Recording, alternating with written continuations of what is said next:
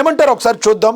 ఆయన మాట్లాడిందాం. అసలు అంబటి రాంబాబు ఎందుకు ఈ రకంగా మాట్లాడాల్సి వచ్చిందో ఒకసారి మాట్లాడదాం. ఫోన్ రింగ్ అవుతుంది, ఆయన లిఫ్ట్ చేస్తారు. ఆయన వంశీకృష్ణ గారు నమస్తే అండి.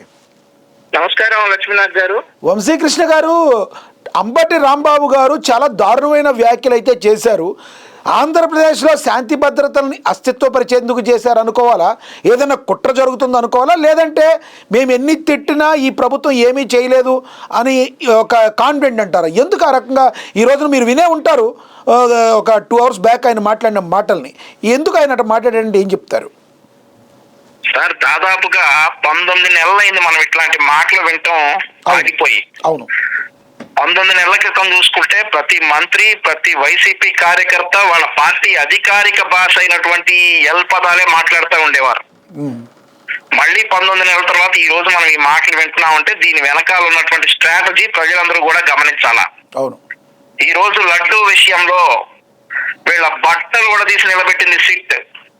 వీళ్ళు చేసినటువంటి లుచ్చా పనులన్నీ ఆ సిట్ రిపోర్ట్ లో తేట తెల్లమయ్యాయి. అవన్నీ ప్రజల్లోకి వెళ్తాయి. వెళ్తే ఇక మన పార్టీకి మనకి పుట్టగతులు ఉండవనేటటువంటి ఉద్దేశంతో వీళ్ళు చేసినటువంటి కుట్ర ఈ రోజు రాష్ట్రంలో law and order issue create చేసి చంద్రబాబు నాయుడు గారిని ఒక మాట అంటే కార్యకర్తలు సమయాన్ని కోల్పోయి రాష్ట్ర వ్యాప్తంగా law and order issue create అవుతుంది, ఈ ఇష్యూ సబ్సైడ్ అయిపోద్ది అని చెప్పేసి ఈ రోజు అంబటి రాంబాబు చేసినటువంటి లుచ్చా పని ఇది. మేము అడుగుతా ఉన్నాం అంబటి రాంబాబుని, ఇంట్లో నీ పెళ్ళంతో నీ పిల్లలతోటి నువ్వు ఇలాగే మాట్లాడతావా? నీకు 3 కూతురు ఉన్నారు కదా, ఇలాగే మాట్లాడతావా నీ ఇంట్లో నీ పెళ్ళం నీ కూతురులతోటి? మరొకటి చెప్తా ఉన్నాను సార్ అంబటి రాంబాబుకి, ఎందుకు సార్ ఎందుకు ఆ మాట అనాలి చంద్రబాబు నాయుడు గారిని? 3,000 రూపాయల పెన్షన్ 4,000 రూపాయలు చేశాడని అనాలా? 16,000 మందికి డిఎస్సి ద్వారా ఉద్యోగాలు ఇచ్చాడని అనాలా? రాష్ట్రానికి పెట్టుబడులు తీసుకొస్తున్నాడని అనాలా? ఈ రాష్ట్ర యువత పక్క రాష్ట్రాలకు తరలిపోతా ఉన్నారు, వారి కోసం మన రాష్ట్రంలోనే ఏదైనా చేయాలి అనే ఉద్దేశంతో ప్రపంచాన్ని జయించి గూగుల్ ని విశాఖపట్నం తీసుకొచ్చి 80,000 కోట్ల రూపాయలు పెట్టుబడులు పెట్టించినందుకు అనాలా చంద్రబాబు నాయుడు గారిని? సరే, నీకు ఆ మాటలు ఎవ్వరిని అంటానికి కూడా మాకు మా మనసొప్పదు అనము, కానీ ఈ మాటలు అంటే తప్ప నీకు తెల్లారదు, ఇట్లాంటి మాటలు మాట్లాడితే తప్ప నీకు తెల్లారదు అనుకుంటే అంబటి రాంబాబు రాష్ట్రానికి ఒక రాజధాని లేకుండా చేసిన నీ మాటలు అనుకో. వాడి బాబాయిని వాడిని చంపేసి మా చేతిలో కత్తి పెట్టారు కదా, వాడిని అనుకో ఈ మాటలు. సొంత చెల్లెలు ఎల్లో చీర కట్టుకుని తట్టుకోలేకపోయాడు కదా, వాడిని అనుకో ఈ మాటలు. ఇంకా రాష్ట్రాన్ని అప్పుల ఊపిలోకి నెట్టేశాడు కదా, గాంజా హబ్బుగా మార్చేసి రాష్ట్రంలో యువతను నిర్వీర్యం చేశాడు కదా, వాడిని అనుకో ఈ మాట ఏమన్నా ఉంటే. ఒక్కటి వంశీ గారు, ఇంకొకటి దీనిలో ఏమన్నా కుట్ర కోణంలో ఇప్పుడు అంబటి రాంబాబు విషయంలో కావచ్చు, పేరు నాని విషయంలో కావచ్చు, ఏమైనా 2 కులాల మధ్య ఏమైనా చిచ్చు పెట్టే ఉద్దేశం ఏమైనా వీళ్ళకి ఉందంటారా? మీరు వారం రోజుల క్రితం చూసుకుంటే విజయసాయి రెడ్డి ఒక మాట చెప్పాడు, 2 పార్టీలు కలిసి ఉన్నంత కాలం, ఆంధ్రప్రదేశ్ లో కులాల కుంపట్లు లేనంత కాలం మీరు అధికారంలోకి వచ్చే ప్రసక్తే లేదని చెప్పాడు. మీరు అందరూ కూడా గమనించాలా. అది హింట్ ఇచ్చారంటారా? హింట్ ఇచ్చారు. ఆ హింట్ లో భాగంగానే ఈ రోజు పేర్ని నాని గాని లేదంటే అంబటి రాంబాబు గాని వచ్చి మాట్లాడుతున్నటువంటి వ్యాఖ్యలు. గతంలో చంద్రబాబు నాయుడు గారిని తిట్టించడానికి ఈ కొడాలి నాని వల్లభనేని వంశీని వాడాడు కదా జగన్మోహన్ రెడ్డి, ఇప్పుడు ఎందుకు వాడలా? ఇప్పుడు ఎవరిని వాడుతున్నాడు? ఇప్పుడు ఈ పేర్ని నాని గారిని అంబటి రాంబాబు గారిని వాడుతా ఉన్నాడు. దీని మీనింగ్ ఏంటి? 2 కులాల మధ్య కుంపట్లు పెట్టాలి, 2 పార్టీ మధ్య గొడవలు పెట్టాలి. ఈ కులాల కుంపట్లు పెట్టకుండా, మతాల కుంపట్లు పెట్టకుండా నిద్రపోలేడు జగన్మోహన్ రెడ్డి. ఇంకొకటి, మతాల కుంపట్లు పెడితేనే వాళ్ళ పార్టీకి ఏదైనా మైలేజ్ ఉంటది, ఉపయోగం ఉంటది.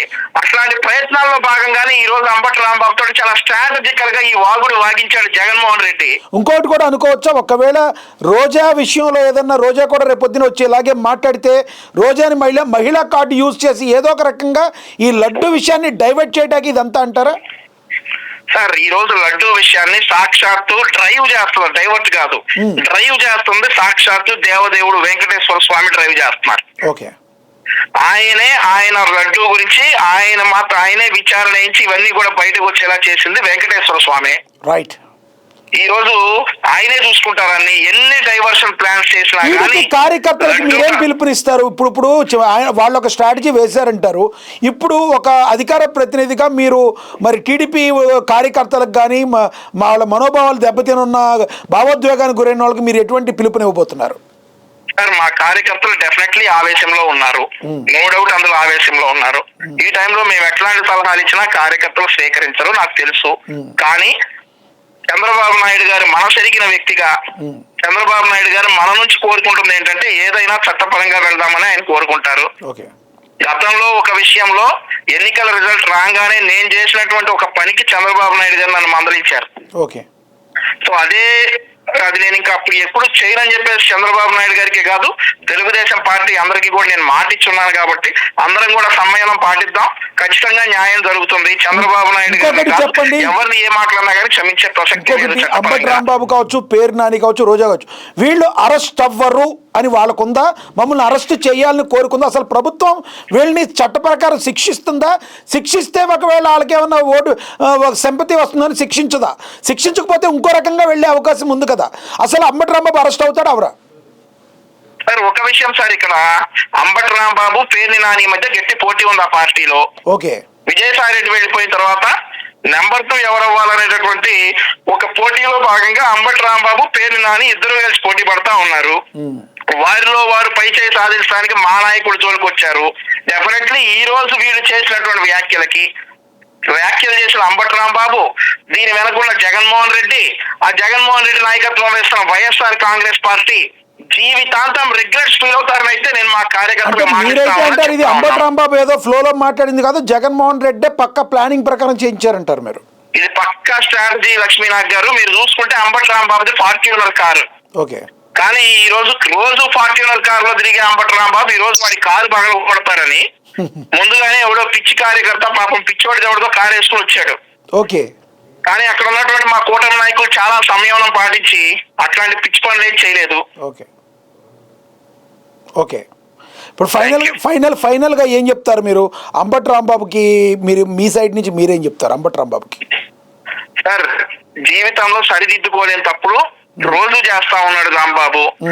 రోజు చేసిన దానికంటే కూడా రెట్టింపు సరిదిద్దుకోలేని తప్పు ఈ రోజు చేశాడు. ఫైనల్ గా వాడికి చెప్పేదేం లేదు, వాడికి మేమేం చెప్పని చేసి చూపిస్తాం.